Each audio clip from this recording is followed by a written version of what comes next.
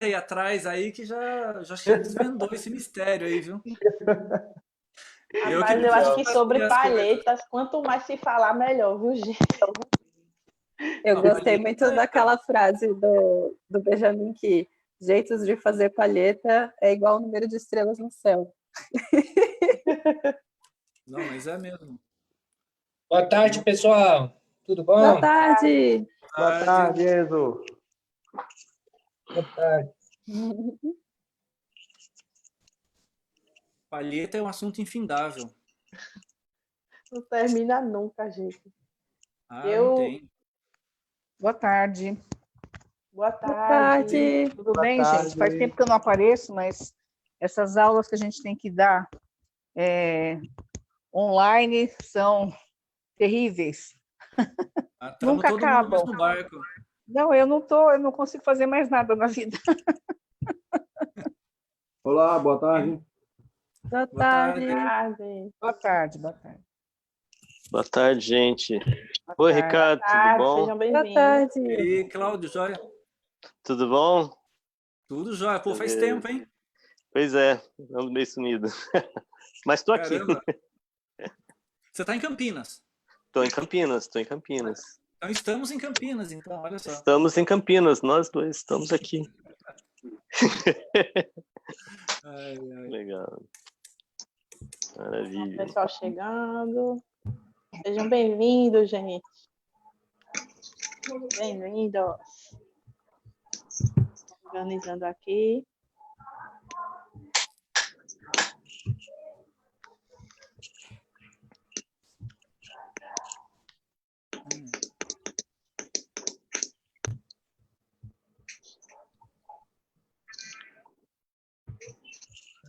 Sou Formiga. Salve, salve, salve vocês. Sou o Ricardo, boa tarde. Boa tarde.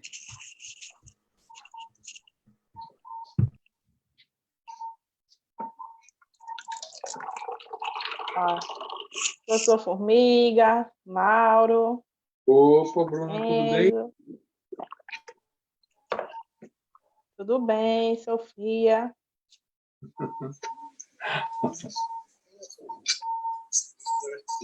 André, Mirela, Pedro.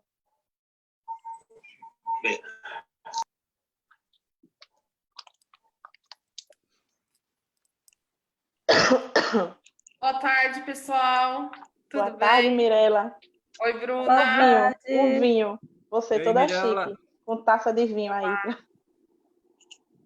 Tô com o cabelo meio bagunçado, Jesus amado. Tô dizendo, cadê o vinho? Que você aí é todo elegante aí no seu sofá com a taça de vinho, assistindo. O importante é estar confortável, né? É, Oi, Ricardo, tudo bem? é elegância. Quem que é a Mirella? Isso! Mirela.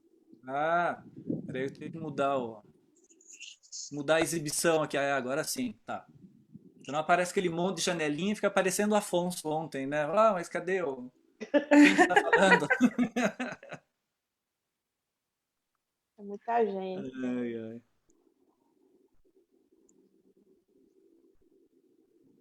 E aí, pessoal, cadê? Vivian, Oi! tem como você olhar o Facebook, se está tudo certinho lá? Porque, como sempre, quando eu inicio aqui, eu não consigo mais ver o Facebook. Eu acabei de entrar aqui e parecia que estava funcionando. Tá? Por aqui tá tudo tranquilo, Tá Bruna. enviando, pelo menos. Ok. Meu computador tá assim agora. Eu inicio o Facebook, aí para mim ficar congelado aqui, eu não consigo ver. Isso.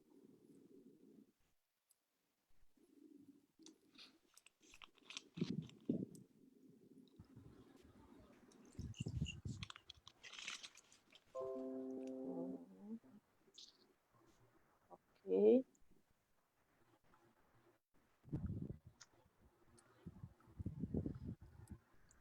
Cadê? Ninguém. Cadê Paulo? Paulo não apareceu hoje, não. Paulo toda vez vem com o fagote montado. Aí quando o pessoal chega, eu vou fazer Paulo tocar agora. É verdade. Ele sempre chega com. Ele sempre tá com o fagote dele. Ó, professor Harry chegando.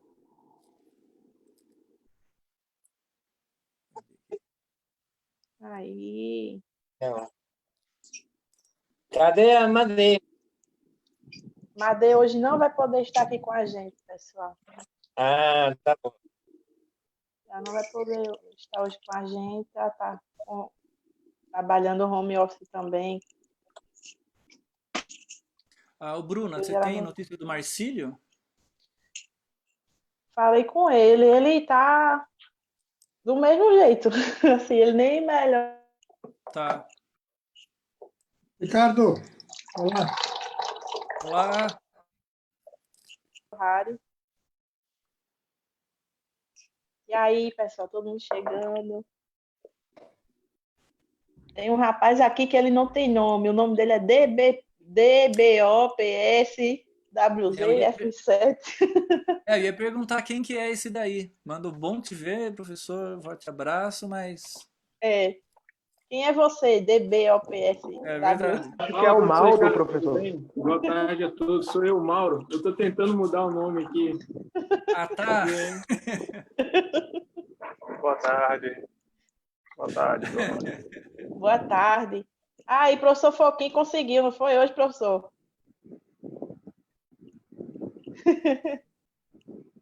Cadê? Deixa eu ligar com o seu microfone. Aí. Aí, conseguiu hoje. Consegui hoje. Chegou, Catarine. Ei, Bruna, tá boa? Bem, graças a Deus. Eu- Alina.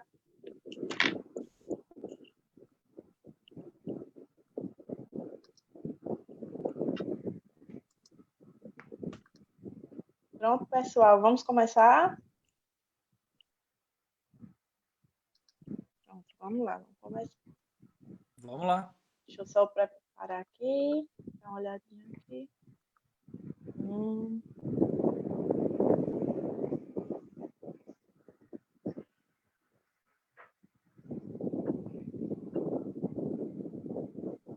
Vamos lá, vamos começar.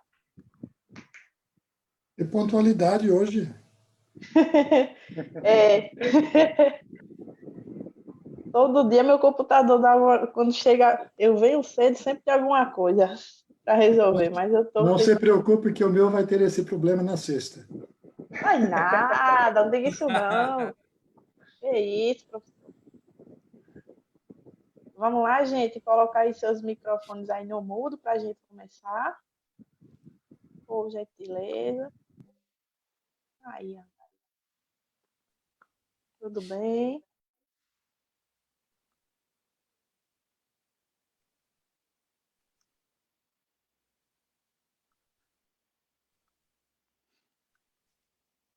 Boa tarde, pessoal. Sejam todos bem-vindos a mais uma live aqui no Corona Bassuns.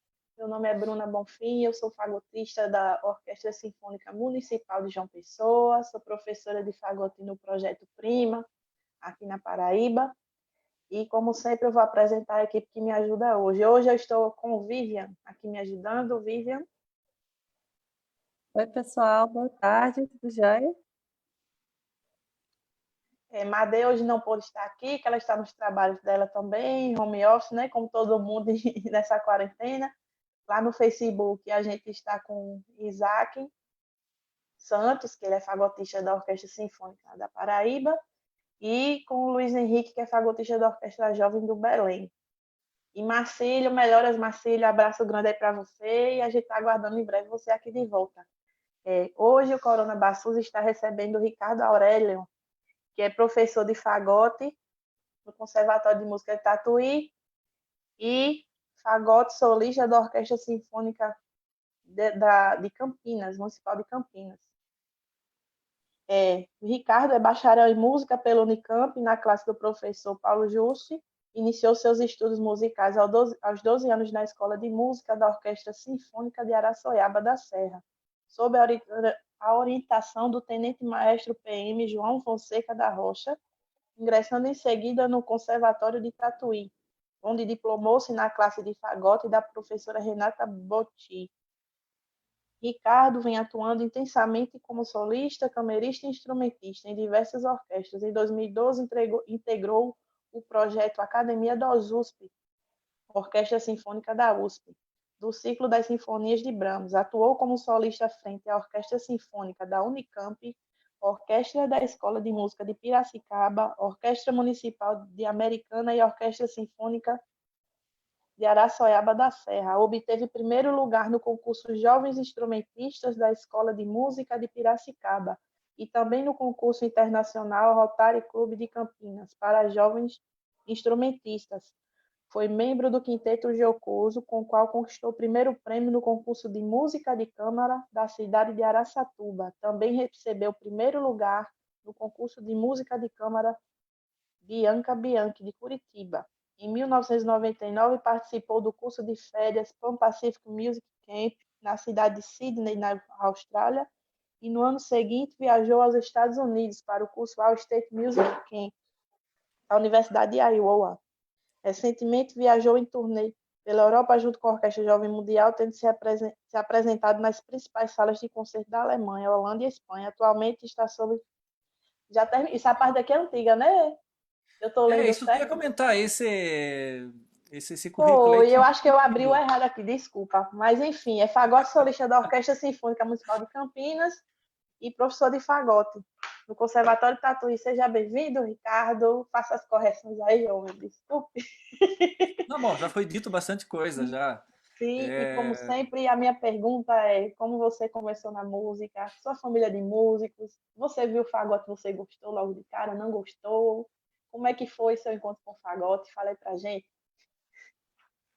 Bom, primeiramente, agradecer por estar aqui conversando com vocês.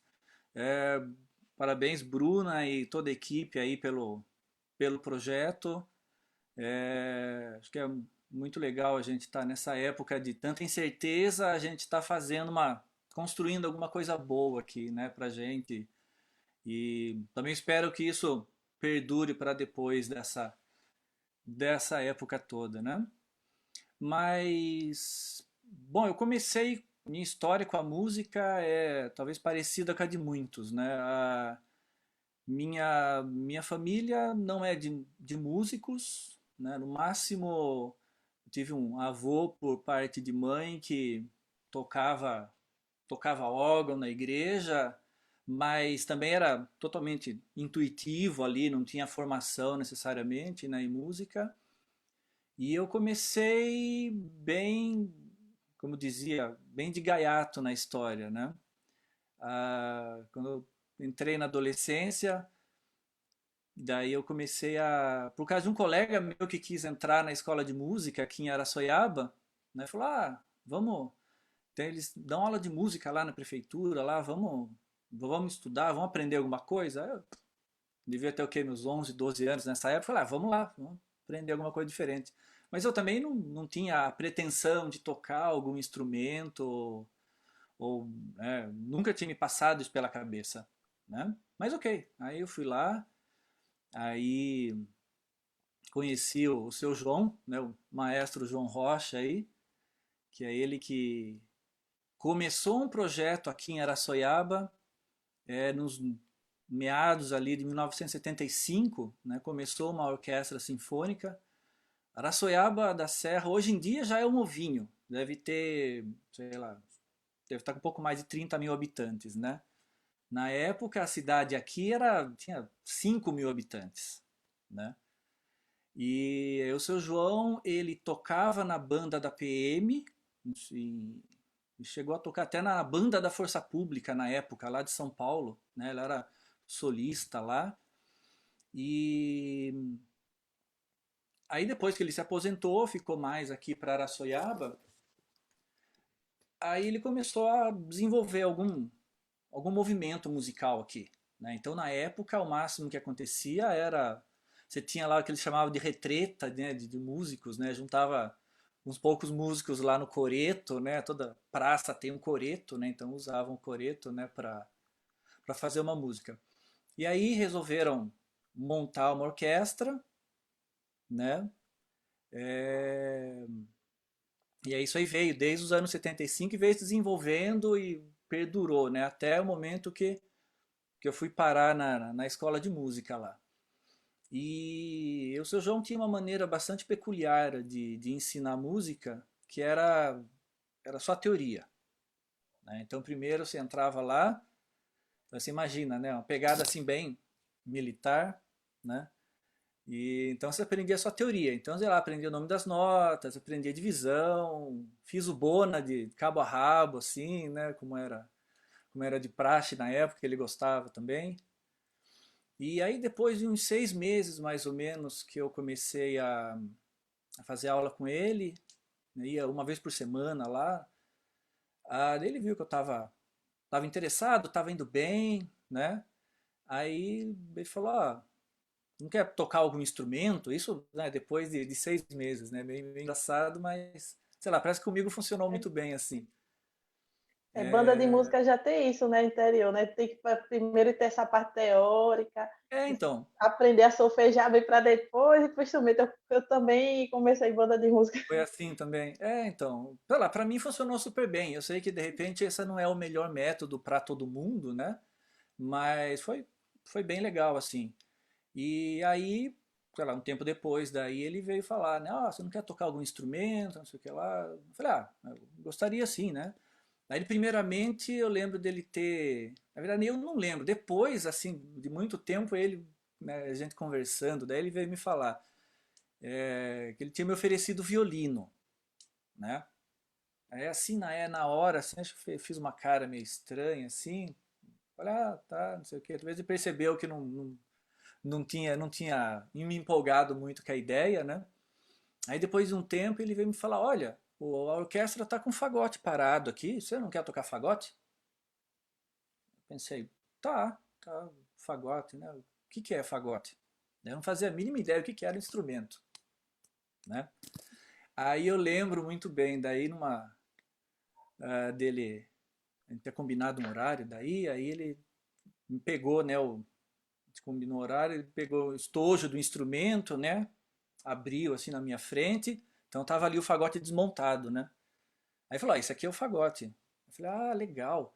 Aí eu lembro que ele tava com um tocador, um toca-fita, né, ele colocou uma fita lá, aí ele falou, presta atenção, isso aqui é o som do fagote. Sei lá, o que ele colocou lá, que em algum momento ela teve um solo de fagote. E aí falei, legal, interessante, eu quero aprender sim, né? Aí já, isso era mais ou menos final de ano, aí no começo do ano seguinte, tinha uns outros colegas também que estavam aprendendo, aí tinha, na época tinha o Fabiano que estava indo para flauta, Michele estava começando a aprender o boé,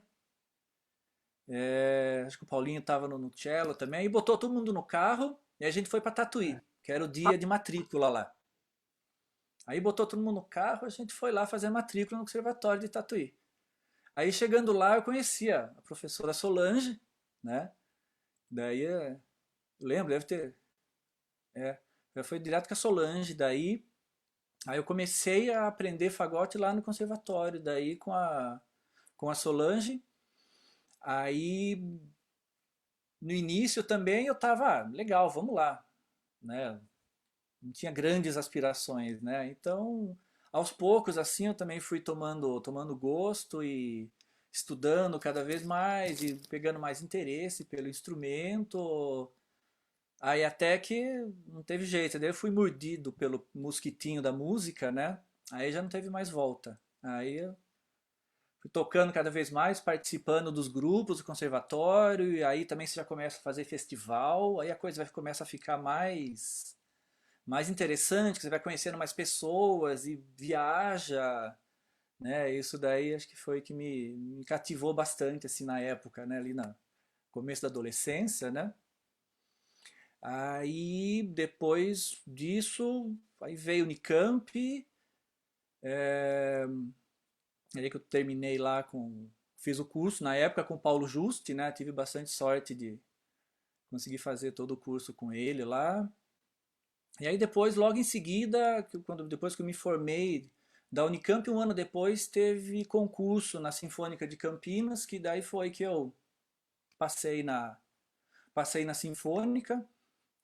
Acho que um ano antes, daí eu já tinha começado a dar aula no conservatório também, né? Então, foi ali idos de 2000, bem no começo ali de 2000, né? E aí a coisa só foi desenvolvendo, daí que eu fui que realmente aí cheguei no momento que estou hoje, né?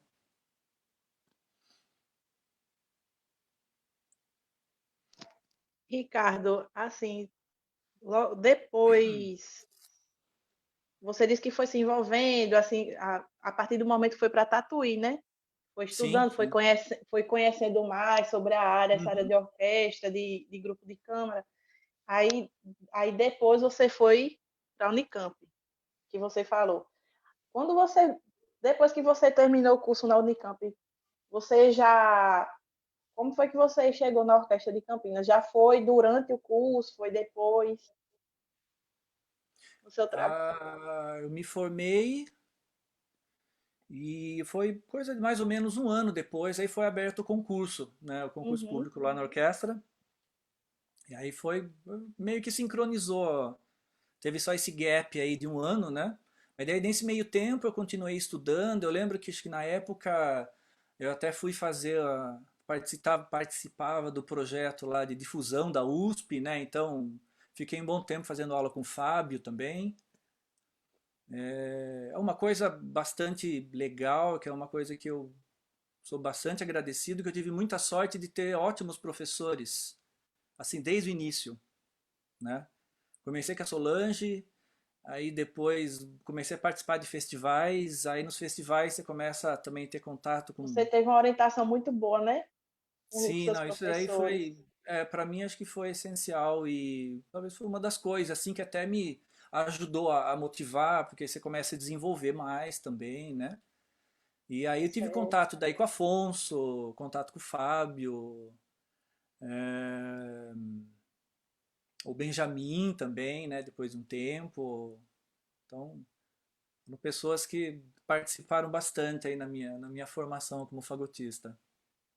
Pronto, você falou agora como que só teve esse período assim de um ano, né? Que já você abriu o concurso, você passou a ser fagotista da Orquestra Sinfônica de Campinas. Campinas, né? E como professor lá do Conservatório do Tatuí, como foi que chegou lá? Foi depois, já foi depois disso? Acho que foi um pouco antes até, acho que mais ou Foi? menos. é, Foi um pouco antes, acho que mais ou menos um ano antes de eu entrar em Campinas, eu comecei a dar aula no conservatório também. Acho que foi uma época que começou a aumentar, começou a aumentar bem o número de alunos lá, e, e daí que quiseram colocar mais alguém para dar aula junto com a Solange, né? Então na época eu também eu estava me formando lá, né? Na época era a Renata Botti, né, que estava dando aula lá, então eu estava fazendo aperfeiçoamento com ela. E aí nesse momento já surgiu esse essa entrada aí para conseguir dar aula no conservatório, né? Então, para mim foi super legal isso daí, porque na medida que eu fui me desenvolvendo mais, daí eu já tive a chance daí de poder ensinar, que é uma coisa que eu gosto bastante até hoje. E aí, consequentemente, a gente também aprende mais também, né? Só um minuto aqui, os microfones aqui. É, me diz uma coisa, você trabalha como professor e também como fagotista, assim, em orquestra. Você Uhum. se identifica bem com as duas funções ou tem uma que você se identifica mais? Acho que são as duas coisas assim que eu mais me identifico. Eu gosto muito de música de câmara também. Tanto é que parte da minha formação é em música de câmara, né? Mas eu acho assim, fascinante o trabalho de orquestra, né? Todo lugar, as orquestras todas têm os perrengues, né? Uhum. Mas, sei lá, eu gosto bastante de estar tocando ali e, né, estar resolvendo as coisas ali, né? Fazer música, né? Isso daí eu gosto bastante, né? Então acho que dar aula e tocar São são as duas duas coisas coisas que que eu mais gosto, você mais gosta, né? que eu me identifico. É. Vamos começar agora com as perguntas. Vivian vai fazer a primeira pergunta. Vamos lá, Vivian. Ricardo, a primeira pergunta aqui é do Ivan, o seu aluno. Ele pediu para fazer pergunta. Legal, Ivan Nascimento? Isso. Ricardo, todos nós estudamos focado no repertório e visão solistas. Você que fez 2 cursos de especialização na Alemanha, solista e música de câmara, o que pode nos dizer sobre sua experiência e a importância da música de câmara na formação de um músico fagotista? Bom, acho que não só para fagotista, né, mas acho que para todos nós instrumentistas, né, fazer música de câmara ajuda a desenvolver muita coisa, né? Acho que fazendo uma retrospectiva, assim, eu também comecei a fazer música de câmara bastante cedo, né? Então, com uns 3 anos no conservatório, aprendendo fagote, a gente montou um quinteto lá, o Quinteto Jocoso, né? E foi super legal, que a gente começou a entrar no repertório de quinteto, ao mesmo tempo estava todo mundo ali se desenvolvendo também, né? Então, a hora que você vai fazer música de câmara, como todo mundo sabe, te ajuda bastante, né? Você se ouve melhor e você consegue prestar atenção, né? Ou aprende, né, a prestar atenção nos detalhes da música, né? Então isso daí para mim foi uma experiência bem legal. Ah, no conservatório mesmo, eu fiquei muitos anos com esse quinteto, né? Chegou até de mudar de formação um pouco de pessoas, né, nesse meio tempo. E chegou uma época assim que a gente já estava quase que um quinteto do conservatório mesmo. Então, às vezes pediam para o conservatório grupos pequenos para tocar em cidades aí do interior. A gente ia, para a gente era ótimo, né? Então a gente estava sempre se apresentando. Durante um bom tempo também a gente conseguiu manter uma rotina de concertos, né? A gente agendava ali vários concertos durante o ano, então eu tocava no Vila Lobos, na época tocava no museu, é, raramente ali no teatro também, do conservatório, então isso aí foi uma coisa que me enriqueceu bastante, né? Aí no tocante à Alemanha também não foi diferente, logo que eu cheguei lá, com 6 meses assim, já me convidaram para montar um quinteto lá. E aí a gente já começou também a tocar bastante dentro da escola e já começamos também a fazer alguns concertos fora também. E foi uma das coisas que também me motivou a depois fazer justamente a especialização em quinteto de sopros, né? Então, no início, lá, né, eu estava com o curso de fagote, estava me dedicando para o curso de fagote e paralelamente estava levando a música de câmara. Aí depois que eu concluí o curso lá, a gente ainda estava com quinteto, falou, vamos fazer a especialização em quinteto, né? Então a gente entrou no curso mesmo de música de câmara da escola, né? Então a gente fez a prova, né? Já como quinteto de sopros, mesmo aquele conjunto, e aí a gente conseguiu ter depois na conclusão e ter o diploma ali de música de câmara, né? Essa Então, especialização que você foi com o quinteto, a prova tem que ser feita aos 5, aí já tem que ter o grupo, é? Vocês sim, fizeram juntos? sim, É tipo um. na escola lá, a gente fez a prova ali já como um grupo montado, né? Não conheci ninguém lá que entrou sozinho para fazer música de câmara e para montar o grupo lá, né? Então acho que é menos comum isso daí. O mais comum é você já tá com o grupo montado, né, para conseguir fazer isso.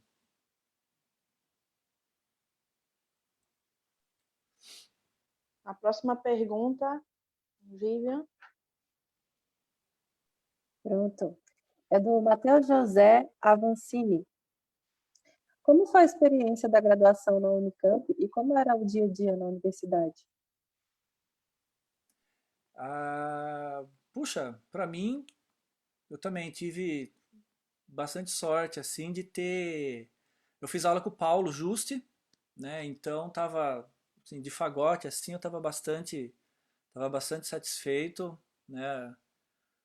A, a graduação em si, para mim também ocorreu tudo bem.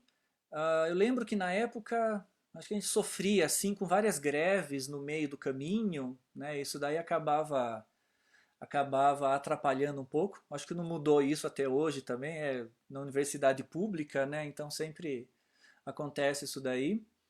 Mas fiz muita coisa boa lá dentro, fiz bastante música de câmara também. É, Mais uma vez eu tive a sorte também de, na minha turma, né, que eu entrei na Unicamp, tem um pianista excelente, né, o Rafael. E aí, logo de início, assim, a gente já ficou amigo e a gente começou a tocar, né? Então, a gente já desde o primeiro semestre da Unicamp, a gente fazia pelo menos um recital fagote e piano todo semestre, né? Então, isso aí também já colaborou bastante para enriquecer, né, toda a minha formação, né? Então, foi uma experiência bastante boa a minha passagem pela Unicamp. Eu acho que todo lugar, até tudo bem que a gente reclama bastante, a gente gosta de reclamar, mas acho que se cada um cutucar ali e fuçar, consegue fazer boas coisas em vários lugares, né, no lugar que tiver, né? Mas eu gostei bastante da minha passagem pela Unicamp. Agora a próxima pergunta é do Wesley. Pode fazer, Wesley, sua pergunta. Obrigado. Oi, professor, tudo bem? E Wesley, Eu aqui de novo. Primeiramente, queria te agradecer por me trazer de Fortaleza, do Ceará, né? Você foi uma pessoa muito importante e nessa minha carreira eu devo muito agradecimento a você, né? Por prazer, ter me o encontrado, talento é seu. O ter me talento é seu. Eu encontrado. também fico feliz também de ter te conhecido lá. Obrigado. Eu tenho algumas perguntas para fazer. Vamos lá. A primeira delas é: sabemos que o senhor foi agraciado com a bolsa de programa do DAD para estudar em Saarbrücken, né, com o professor Mark Elgerhardt. Como foi a sua experiência de poder estar lá, né, na classe de uma escola alemã e quais as principais diferenças que você encontrou para se adaptar e continuar evoluindo como fagotista? Essa é a primeira Ah, delas. aham. Bom, vou fazer que nem o Afonso, né? O senhor tá lá em cima, né? Tá bom. Mas não, também foi fantástico também eu conseguir essa bolsa do DAD e poder estudar lá na Alemanha. Acho que para nós fagotistas, acho que para música erudita em geral, a Alemanha é um lugar bastante rico, né? Mas para nós instrumentistas de palheta dupla, acho que é um especial, né? Eu lembro que já um tempo depois que eu comecei a realmente engrenar no fagote, aí já se começa a conhecer as coisas e já comecei a falar, puxa vida, seria legal ir para a Alemanha estudar. E já comecei a traçar esse plano, não, quero estudar na Alemanha, né? E aí foi logo depois que eu saí que eu terminei a Unicamp, né?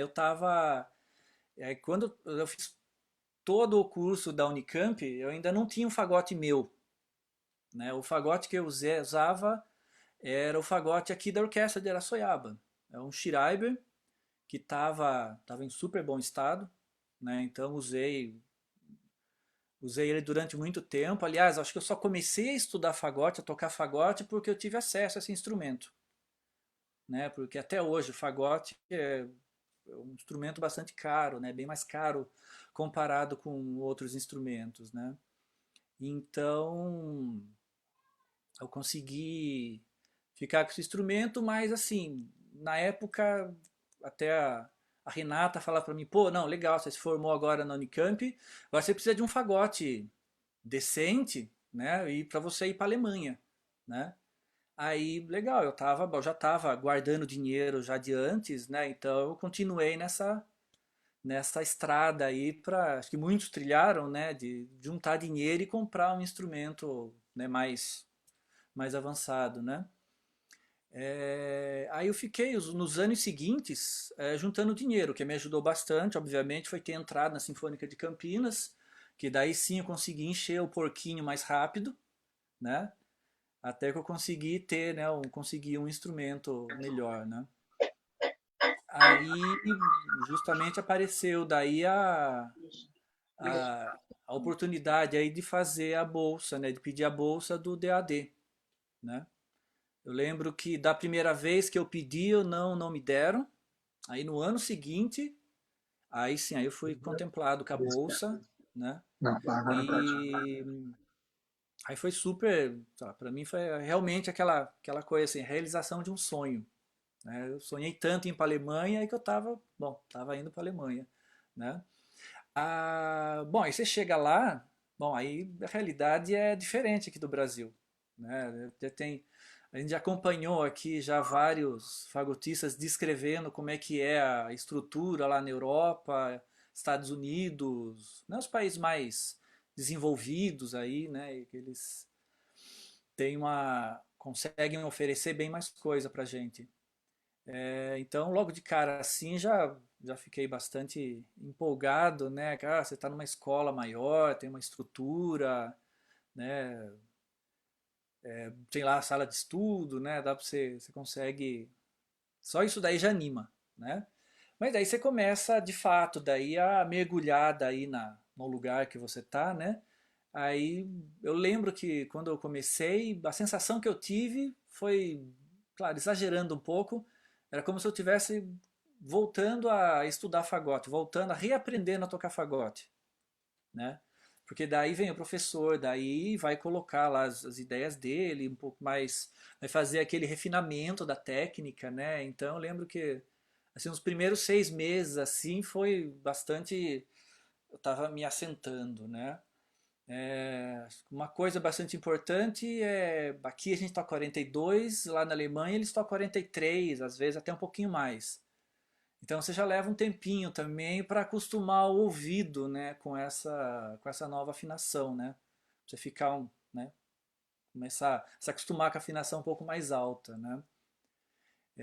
Mas tirando essas questões mais técnicas aí, puta, foi fantástico, porque você aproveitava toda aquela estrutura, né? Então tinha lá a orquestra da escola, que você estava sempre tocando, né? E fazia parte daí do currículo, você tinha que tocar mesmo as aulas de fagote. Cada semana tinha que levar uma peça diferente, né? Uma coisa que na época, assim, eu achei fantástico é que você tinha acesso às coisas muito rapidamente.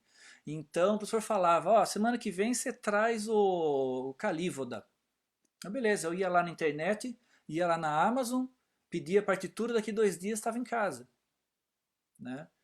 E aí nessa daí você já estudava e na semana seguinte você já apresentava a peça ao professor, aí ele já pedia outra coisa, então essa rotina aí realmente de estudo aí foi uma coisa que me enriqueceu bastante, né? E obviamente você tá lá e conseguisse ficar só se dedicando à música, só fazendo, né, só estudando, aí isso daí você cresce muito. Isso daí é bastante importante. Não sei se é mais ou menos isso que você queria saber, Wesley. Sim, sim, sua experiência, né? E Sim. agora a segunda pergunta é como que foi a sua experiência na especialização em música de câmara, né, com ênfase no quinteto de sopros, e quais os conselhos que você daria para a formação de um novo quinteto? Tá, tá. Bom, música de câmara é super legal, mas no caso de quinteto ali, são 5 cabeças, 5 pessoas diferentes, 5 seres diferentes, né? Então, vocês sabem, né, que você tem uma relação pessoal ali, né? Você vira uma família, né? Aí, como todo relacionamento, né, muita coisa acontece, né? Então, assim, para você conseguir realmente montar um grupo de câmara, sei lá, que seja um duo, né? Você já tem que ter uma química ali, né? Você já tem que estar ali com pessoas que realmente pensam ali da mesma forma, que estão igualmente empolgados, né? Então acho que para montar um quinteto de sopros, acho que depende unicamente ali de você encontrar 5 pessoas ali que estejam realmente com a mesma motivação, né? Sei lá, todo mundo a fim de aprender, né? Ou todo mundo a fim de um novo projeto, né? Eu acho que isso daí faz bastante diferença. Aí depois o restante vai acontecendo, né? Uma vez que todo mundo tá empolgado. E foi isso daí que aconteceu comigo, daí já na Alemanha, né?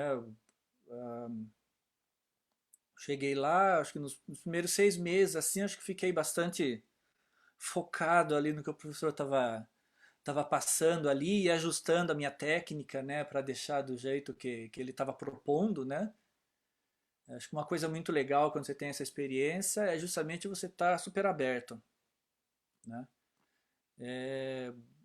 Ir lá e não sei, nem que alguma coisa ou outra não seja exatamente da maneira que você já ouviu alguém falando ou da maneira que você jura de pé junto que é aquilo, você fala, não, vou vou aprender dessa maneira que ele tá propondo, né?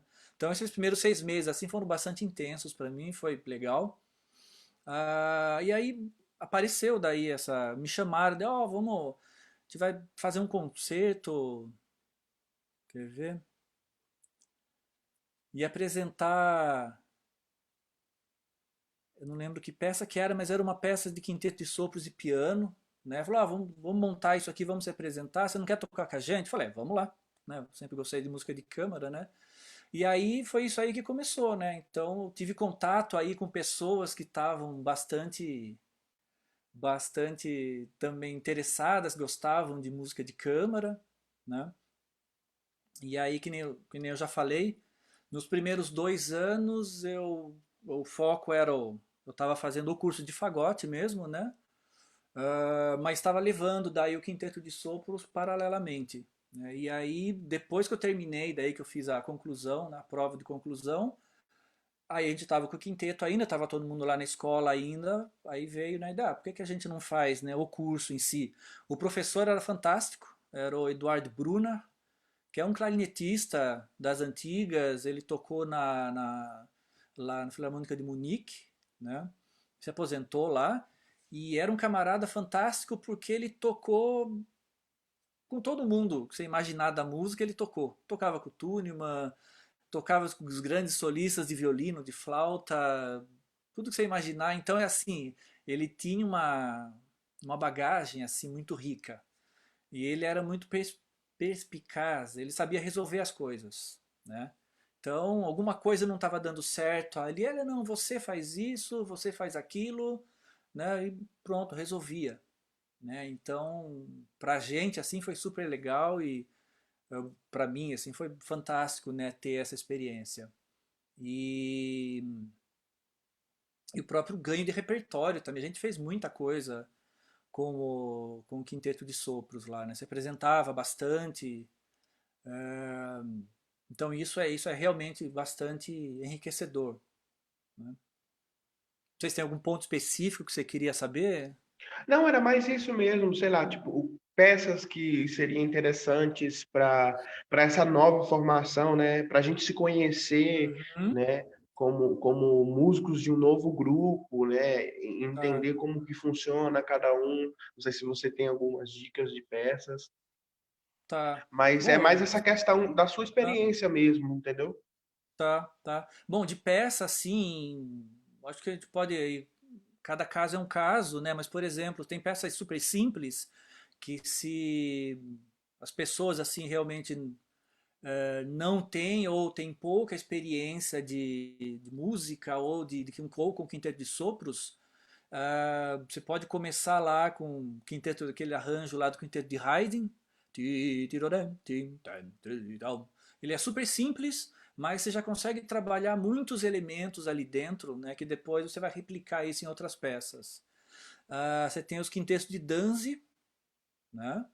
Que tem bastante coisa também. Alguns são bastante repetitivos, mas, por exemplo, tem o quinteto em si bemol, Danze, que é super legal. Ele já tem uma dificuldade técnica ali relativa, né? Ali pensando no nível galera, assim, todo mundo intermediário, né?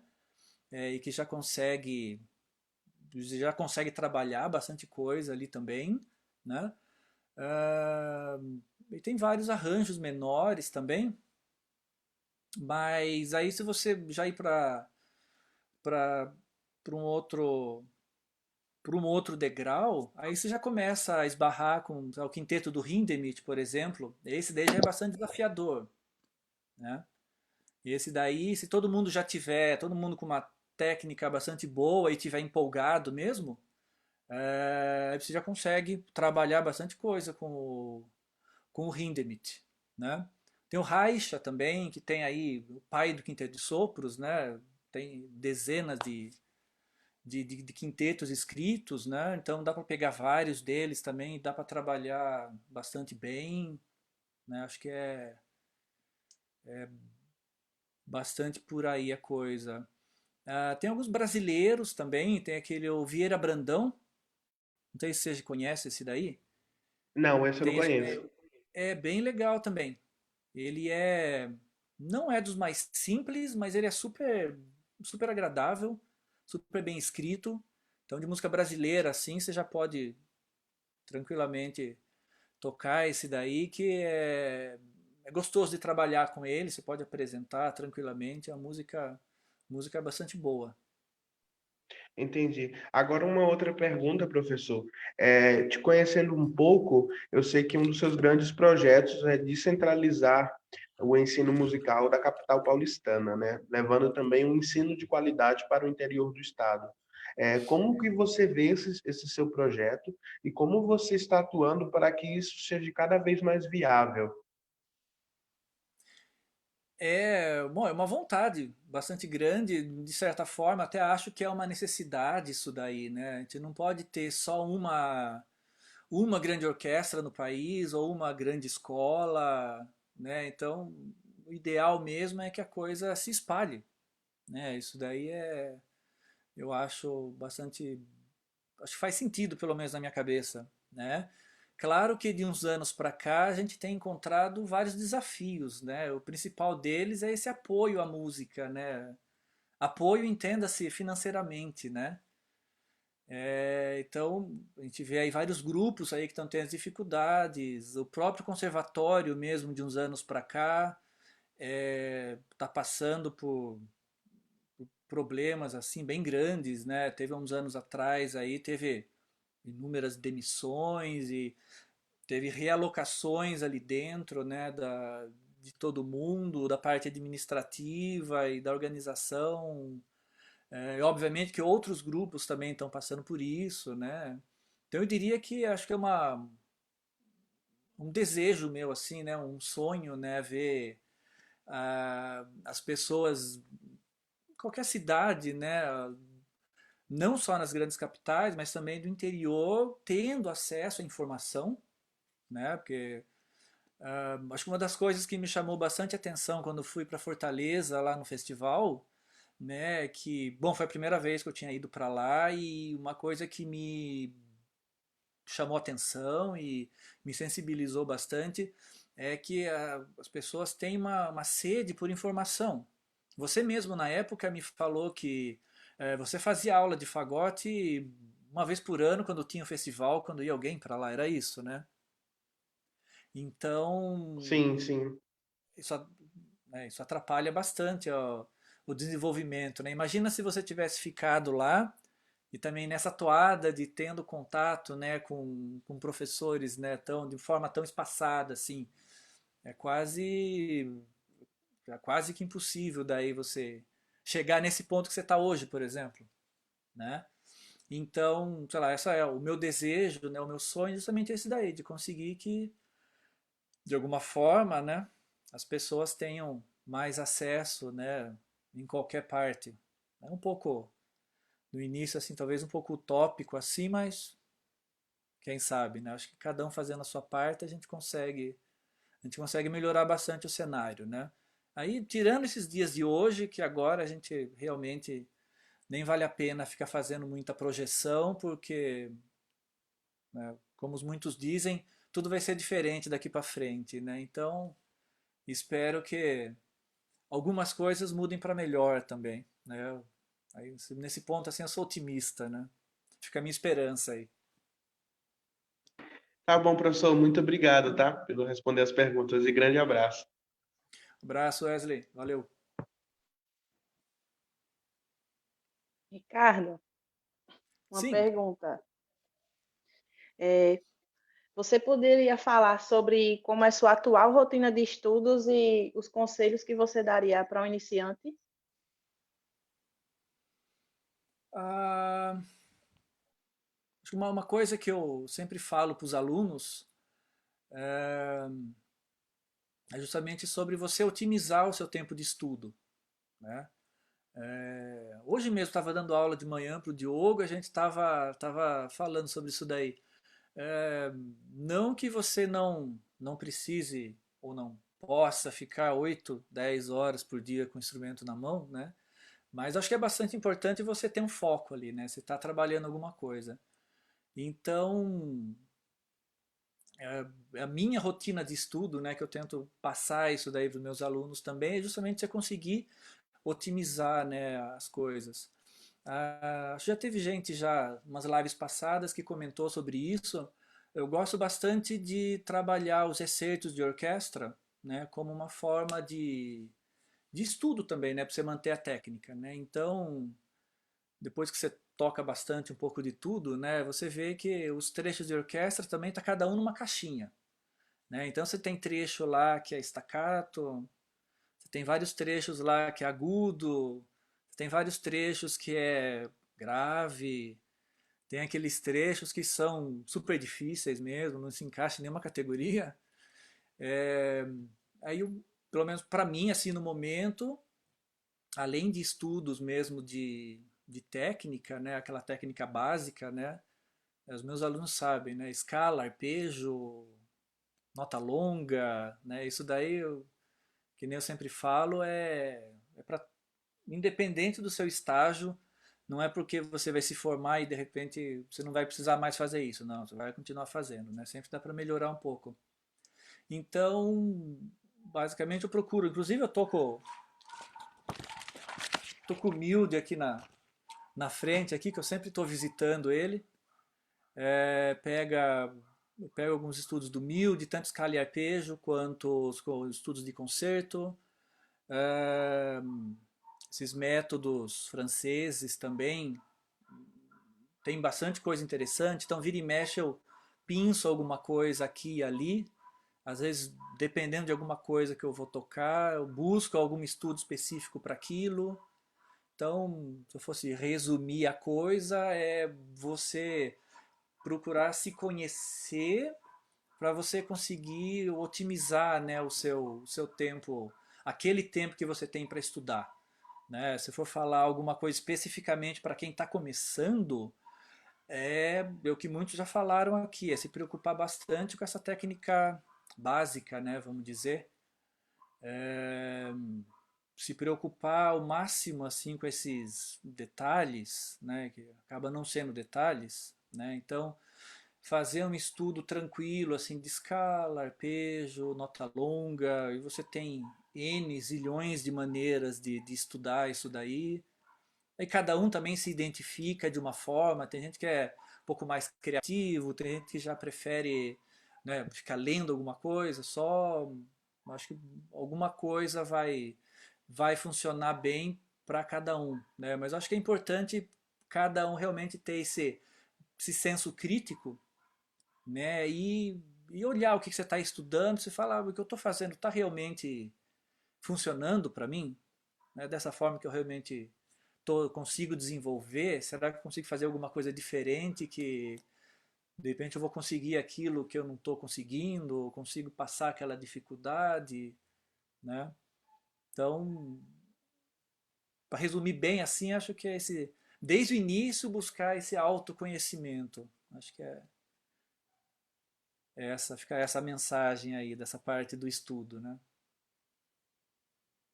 Ricardo, e Sim, como você faz para desenvolver diferentes cores e variações no som? bom, aí está bastante ligado com a sua, claro, acho que tem todas a sua riqueza de coisas que você já ouviu, né? É bastante importante, eu incentivo bastante os alunos a ouvirem bastante, né?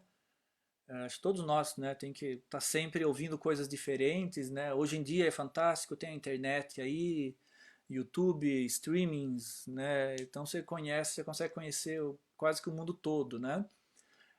Eu acho que é super importante você conhecer as pessoas, você enriquece o seu, vamos chamar assim, o seu vocabulário auditivo, né? E aí, obviamente, que você tem que trabalhar, né, sua técnica para você ter essa flexibilidade daí aí de conseguir cores, conseguir essa flexibilidade e conseguir ter essas cores, né, que aí cada um vai buscar uma coisa diferente, né? Mas acho que é a união dessas duas coisas, você trabalhar muito bem técnica e você ter esse vocabulário auditivo também para te ajudar, né? Vai te deixar mais criativo, né?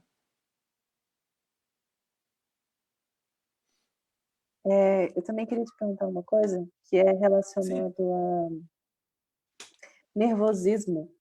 Como que você lida com o nervosismo em concertos solo, em concertos de maneira geral, né? Uhum.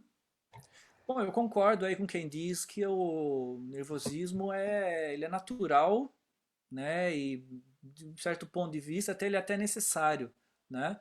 O que eu percebo observando as pessoas é que você tem aquelas pessoas que lidam muito bem com o nervosismo, embora pareça que a pessoa não está nervosa, né? Mas essa ansiedade aí para a apresentação,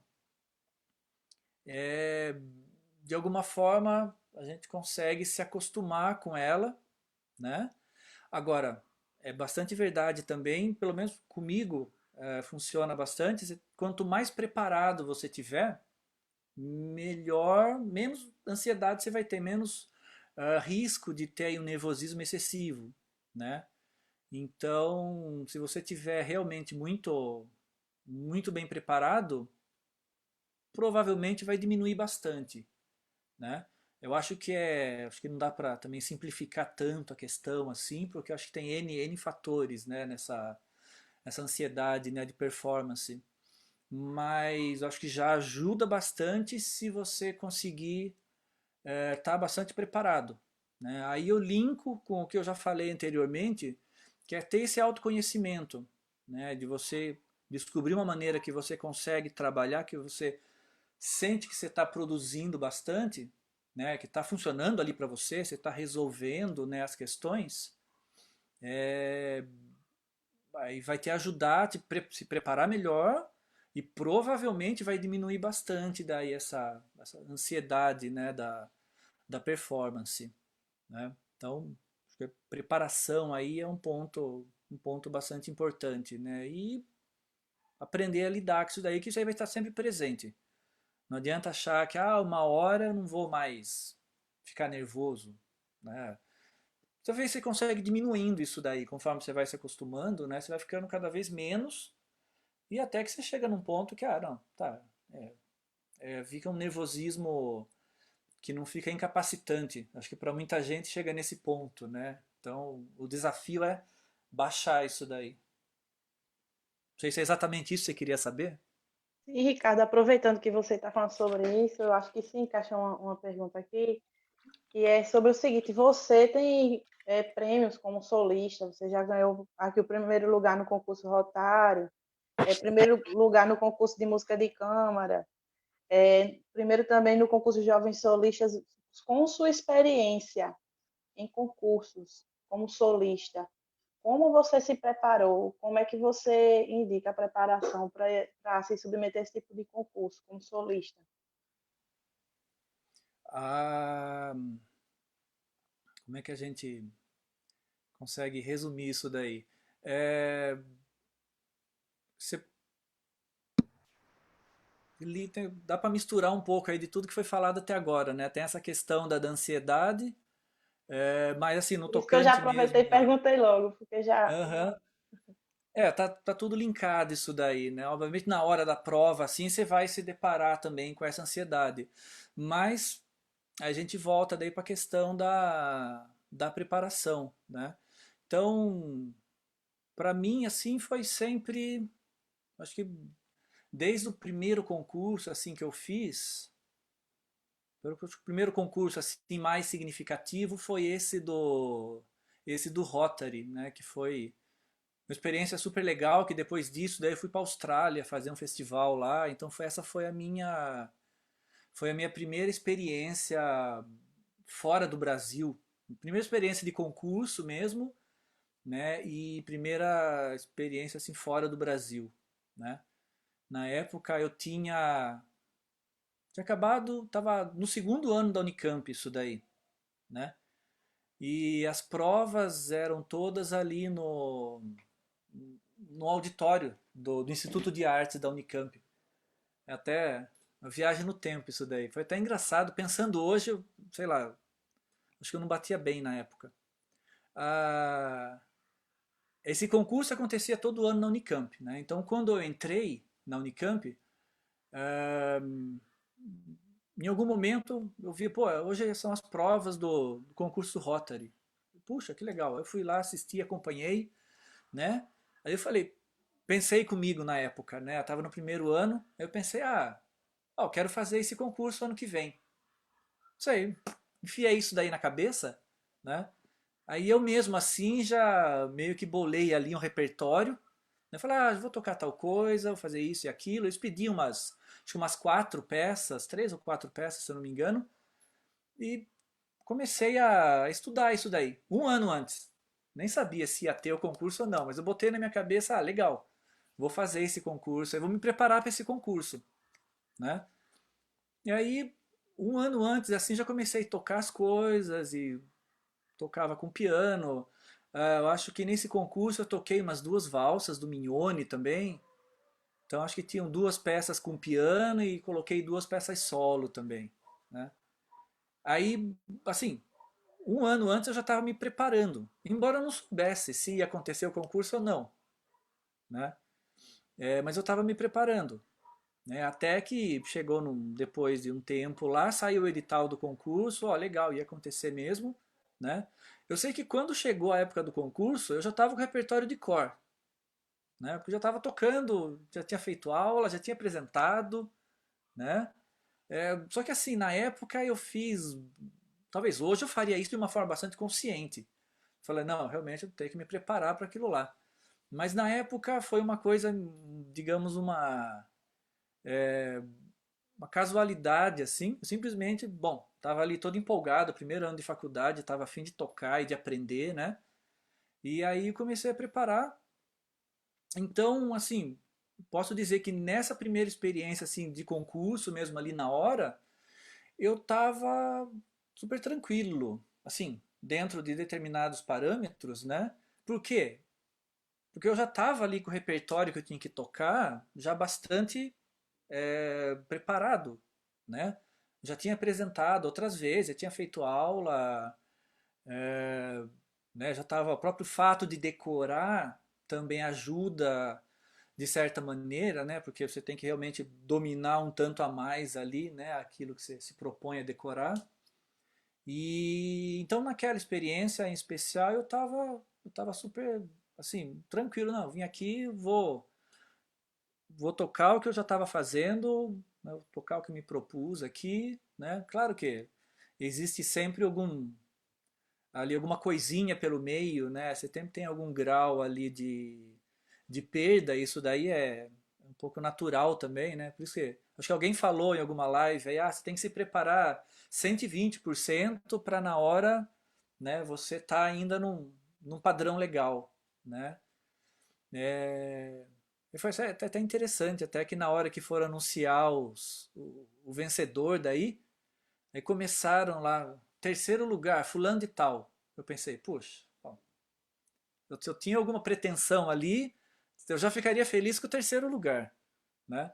Aí eu já estava desencarnado, depois que anunciaram o terceiro lugar, eu falei, não, tá bom, então. Eu tava ali, só de corpo presente, né? Aí fala, segundo lugar, fulano de tal, né? Tá, legal, né? Não sei o quê. Aí, até na hora, assim, veio aquele pensamento, puxa, já pensou se fala o meu nome agora no primeiro lugar? Aí a hora que falaram o meu nome assim, deu aquele um segundo de, opa, o que está acontecendo? A hora que eu olho para o lado, assim, todo mundo aplaudindo, assim, né? Então, sei lá, foi uma coisa bastante. Essa primeira experiência que eu tive, assim, de concurso foi bastante sui generis, eu diria, sabe? Olhando assim para trás, até penso, puxa vida, que coisa. Mas eu acho que eu aprendi uma grande lição com isso daí, que depois eu carreguei para outras coisas que eu fiz. Que analisando esse fato de eu ter me preparado bastante, né, com toda essa antecedência, me ajudou, né? Então, e depois os outros concursos, provas que eu fiz, eu meio que já tinha isso daí em mente, né? Então, muita gente vem conversar sobre, às vezes roda assim, né, falando sobre esses assuntos assim, sobre concursos e provas, essa coisa, como se preparar para tal coisa, sei lá, prova solista de câmara ou mesmo concurso de orquestra. Acho que principalmente para concurso de orquestra, eu arrisco dizer que você não se prepara para o concurso, né? Você está pronto para o concurso, porque normalmente sai um edital, vai lá, digamos que sai com bastante antecedência, vai sair com uns 2 meses antes da prova, né? Tem coisa que se você já não está habituado a tocar, dificilmente você vai entregar uma qualidade assim, no nível assim para dependendo da posição ou dependendo do que é, né? Você vai conseguir vencer aquilo, né? Digamos, você nunca trabalhou sagração, você vai conseguir levantar isso em um mês, né? Tem as coisas que já são mais chatas, né? Você pega lá, noiva vendida. Se você não tem dominado staccato duplo, em um mês você vai conseguir resolver isso daí. Aí, claro, cada um é cada um, mas é bastante relativo, né? Então, sei lá, eu diria que nessas experiências que eu tive aí com o concurso, eu acho que essa preparação, né, bastante prévia assim para as provas, eu acho que isso daí ajuda bastante, né? Claro que tem prova que às vezes você não tem todo esse tempo, mas desde o primeiro segundo que você tem ali para se preparar, de repente você já consegue direcionar, né, vamos dizer, pro lado certo, né? Não sei se é mais ou menos isso que você tinha perguntado. Sim, sim. Agora eu tenho mais uma pergunta sobre musicalidade. Levando em consideração a interpretação individual de cada músico sobre um determinado tema musical, para que não haja excesso, de forma mais geral, como se deve pensar a construção musical de uma obra? Tá, bom, é difícil falar em excesso, né?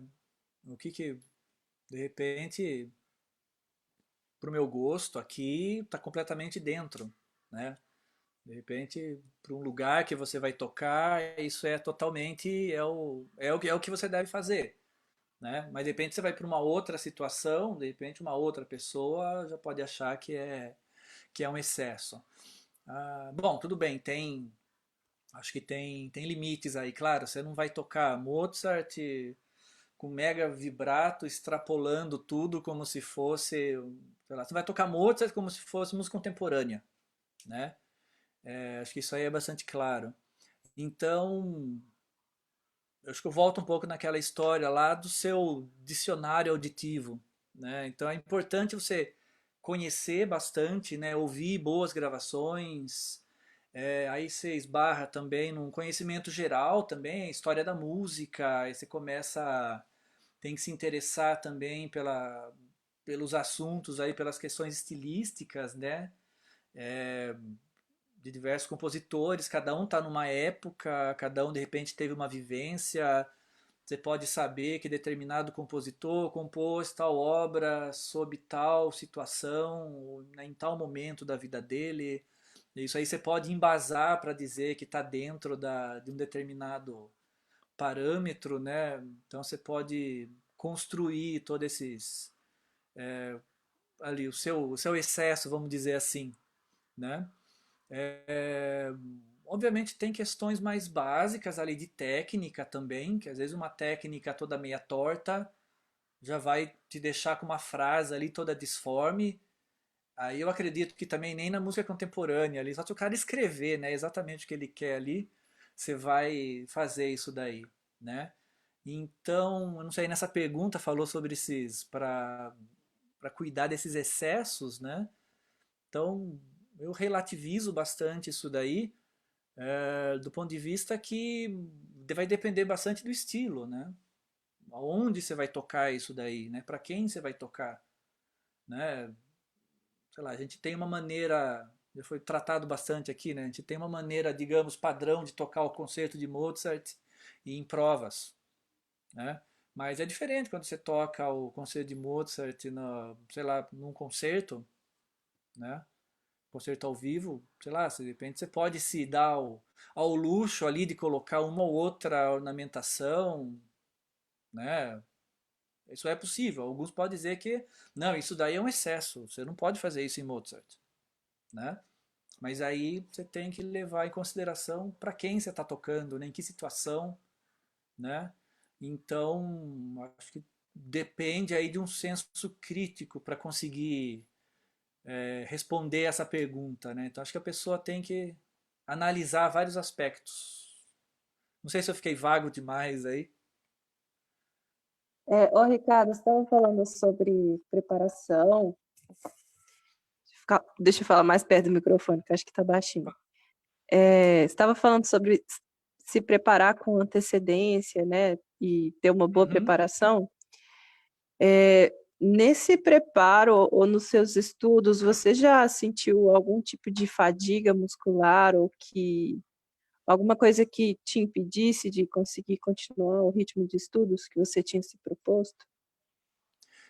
Bom, acho que eu nunca tive nada sério, né? Eu acho que no decorrer, desde que eu comecei até agora, muito pontualmente, assim, sei lá, acaba sentindo alguma dor no braço, ou às vezes até nas costas, né? Dependendo, mas eu tive a sorte aí de nunca ter nenhum problema sério nesse sentido, né? Acompanhei já vários colegas aí que sofreram bastante, né, com isso daí, e realmente é muito chato, né? Então, acho que isso acaba tendo um pouco a ver também com tem um lado talvez psicológico, né, e tem esse lado da técnica também, né? Então, acho que uma técnica bem resolvida, vamos colocar entre aspas aí, né, já vai diminuir a chance de você produzir um esforço desnecessário. Não sei se faz sentido isso daí, né? Então isso aí já vai ajudar bastante, né? Mas assim, eu, graças a Deus, nunca tive nenhum problema desse tipo assim que me fizesse parar de tocar e ter que ficar me recuperando, né? Não sei se é exatamente isso que você queria saber ou quer... Sim, agora a Mari tem uma pergunta. Pode fazer, Mari, sua pergunta. Olá, então, Olá. estou aqui do lado da Bruna, bem em cima. É o seguinte, você é professor, né? Faz algum tempo já, tá lá em Tatuí, me conta as experiências como professor, se desde quando você começou a dar aula, que já tem um certo tempo, né, que você está dando aula, como foi a trajetória de professor? Qual é a função que um professor de fagote acaba tendo, né? Porque nós temos muitas coisas atualmente na vida de um fagotista que podem ser atraentes e outras nem tanto. Como é que Uhum. é isso? Você escuta a frustração dos alunos? Como é toda essa trajetória para você, professor? Tá. Legal sua pergunta, só que ela é bastante complexa, assim, acho que não dá para você responder assim, né, de uma maneira simples, né? Ah, gosto bastante de dar aula e eu acho que o principal desafio é justamente que cada aluno, cada pessoa tem uma cabeça diferente, cada um vai ter anseios, né, e valores diferentes, né? Então, acho que eu penso que a função do professor é justamente orientar o aluno, né? Eu não tenho muita vaidade assim com, ah, não, esse aluno é meu, sou eu que estou preparando ele. Eu sempre encorajo meus alunos, ó, vá buscar informação, converse aí com o máximo de pessoas que você puder, né? Ah, acho que essa busca de informações aí eu acho bastante legal. Ah, funcionou bastante para mim, sei lá, desde o início assim, eu também fui sempre muito incentivado a buscar informações, né? Então a Solange sempre me incentivou a fazer festival e é, masterclass, e conhecer outros professores também. Acho que isso aí é super importante, né? Ah, acho que a sua pergunta é mais ou menos como direcionar o aluno, né? É, eu tenho, sei lá, tenho os exercícios e a maneira que eu gosto, né, de trabalhar, mas acho que é bastante importante também você estar sempre observando se, de repente, daquela maneira está sendo proveitosa ali para o aluno, né, do tempo proveitoso do ponto de vista de estar instigando mesmo, né? Então, de repente, o que instiga a minha curiosidade não é a mesma coisa que instiga a curiosidade dele, né? E muitas vezes o estudante de música ali, né, vamos generalizar, não só para fagote, ele também não sabe, ele está se descobrindo ali, né, com esse mundo maravilhoso da música, né? Então eu particularmente acho bastante difícil você né, falar, não, ó, não, faz, vou fazer assim e vai dar certo. Às vezes não, sei lá, às vezes eu tento alguma coisa proponho, estou sempre propondo coisas para os alunos, né?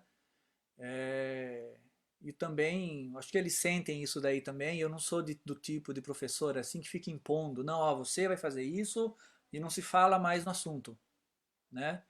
Então, eu, uma- eu tento, né, trabalhar essa criatividade deles, deixando eles também um pouco à vontade ali, né, para de repente trazer um exercício que ele queira tocar, né? De repente eu posso sugerir, ó, vai lá, pega o exercício 7 do Milde, que vai fazer bem para você, né? Mas o cara fala, ah, não, mas eu tô vendo esse outro exercício aqui, né? De repente é uma coisa que ele estava empolgado para estudar, então muito provavelmente eu vou conseguir extrair muito mais coisa dali, de uma coisa que ele estava empolgado para estudar, né?